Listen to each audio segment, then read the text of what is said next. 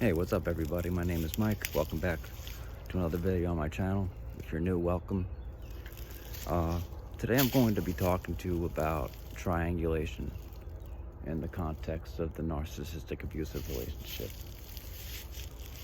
And if that's something that resonates with you, please leave a like and drop a comment below and share your wisdom and pay it forward with those in the community who could really use it, who are perhaps still on the path to recovery, to gaining that wisdom, escaping the narcissistic fog. But okay, with that said, I'll just get right into it. So what is triangulation? Well, triangulation is when the narcissist or whoever you're dealing with is bringing up people from their past. And who are these people? They could be people who they're blood related to, or they could be a so-called ex, wink wink. They could be a friend, they could be a coworker, whoever it is, regardless of what kind of context it's in. These people are bringing these people up, and not only are they bad-mouthing them possibly, or even giving them words of praise. That's often what happens during triangulation. They'll bring them up for the sole purpose of making you jealous, of making you think about, how can I be like that to appease that, you know? Or how can I be more like him to appease her? Or how can I be more like her to appease him, and vice versa, you know? The narcissist is always trying to get you to compare and contrast and have you second guessing, doubting, wondering what's going on. They get supply off of it. As I hear so often, they get supply off of your pain for their pleasure, whether they want to admit it or not. It's true.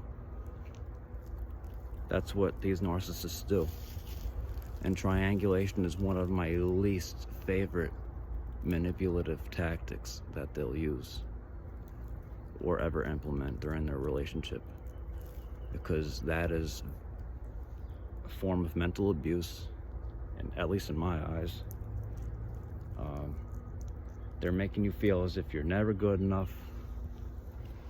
You know, nothing that you say can never make their cup full or filled enough. No amount of words, nothing you say or do will ever change their opinion on whoever's being triangulated, whether it's a jealous ex, whether it's a sibling that they're on bad terms with.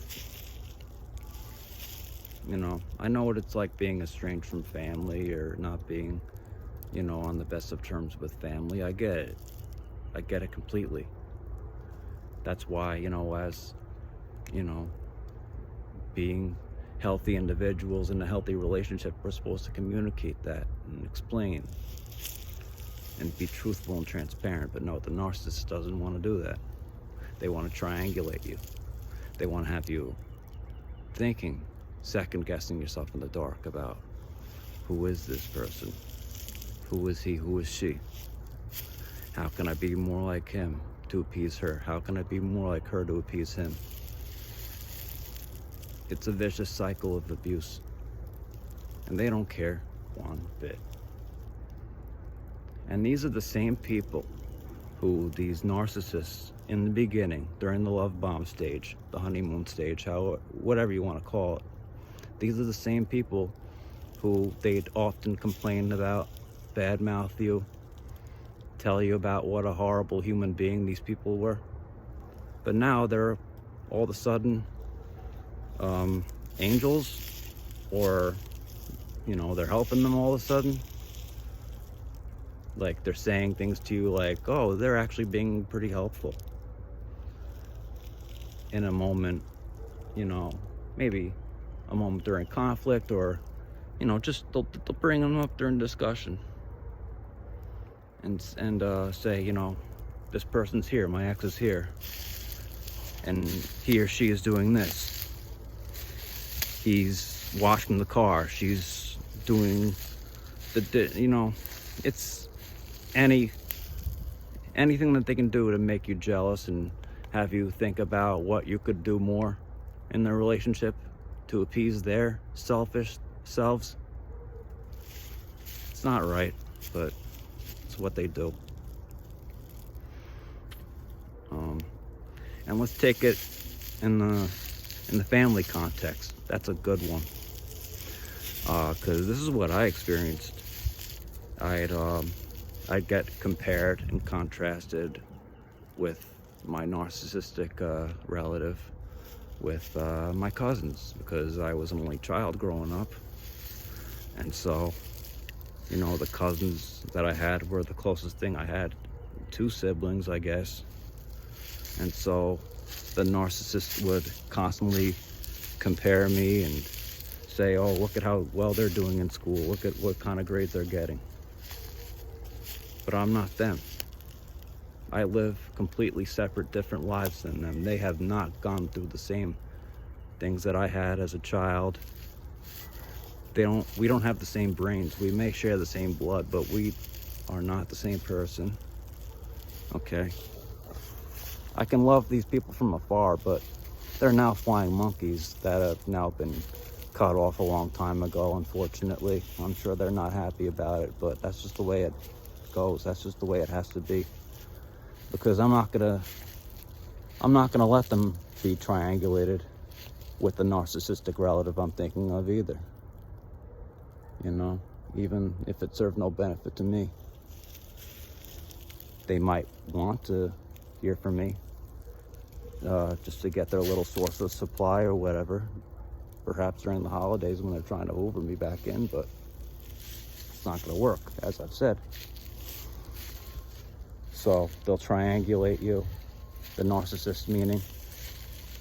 They'll triangulate you with family members, with a sibling, or they'll be like, oh, look what your father did when he grew up. You're not living up to his expectations, or your mother did this when she was younger and she never complained about it. Why are you? Blah, blah, blah. It's always this, that, the other thing. Constant toxicity and triangulation. Triangulation and toxicity are synonymous with each other. And it's a major red flag in any relationship. It doesn't even have to be with the narcissist. Let's take it for, in the business context for an example. You're at work. Your boss maybe is unfavorably comparing you with a toxic coworker who is slacking off, not really doing his or her end of the bargain, doing more slacking off than working, while you're doing all the back-breaking, heavy lifting work, shedding blood, sweat, and tears all day. And then they have the gall midday to say, oh, look at all what we did here. Like they're taking all the credit for it and not even giving you a shrivel, even though you were doing all that work to satisfy the team. You were doing all that work so that everyone could complete their assignments on that day on time, right? That's just an example right there. So I've just named 3 examples right there. You've got the romantic, you've got the familial, you've got the business context where you're being triangulated, negatively compared and contrasted, unfavorably so, with people who never have your best interests at heart, ever. Never did, never will. And if you have to doubt yourself, if you have to doubt it, you still have a lot of healing to do. You still have a lot of introspection to do, because these people will never be there for you when you're down, especially the narcissist. These people are all narcissists by extension, the flying monkeys, the toxic co-workers. You don't want to, hopefully point made.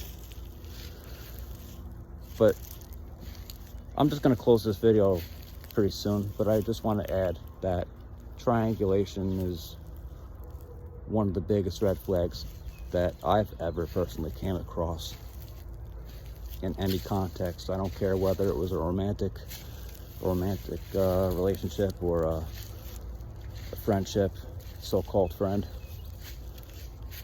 family member. It's not right. It's abuse. Abuse is abuse, whether it's mental, physical, I don't care. And it's not right. Is that what you want in a relationship? Constant bringing up of exes and, the narcissist will even do it with their own kids. That's how low they'll go. And it's understandable that the children always come first. But the narcissist will weaponize the kids with the exes to alienate the exes. I've seen it with my own family. I was that monkey in the middle at one point, decades ago, but no longer. I'm no longer a monkey in the middle. I'm no longer a flying monkey. I was never, I'll never go back to the narcissist. I'll never accept the Hoover. I've always kept my word about that. I stand by what I said back then, and I still stand by it now, all these years later. Never accept the Hoover, whatever you do. Because sooner or later, when these people suck you back in, or even if you never even left the relationship, but you're being triangulated anyway,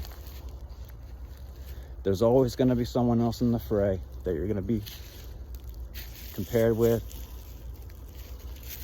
possibly even being unfaithful with, but that's the narcissist's loss.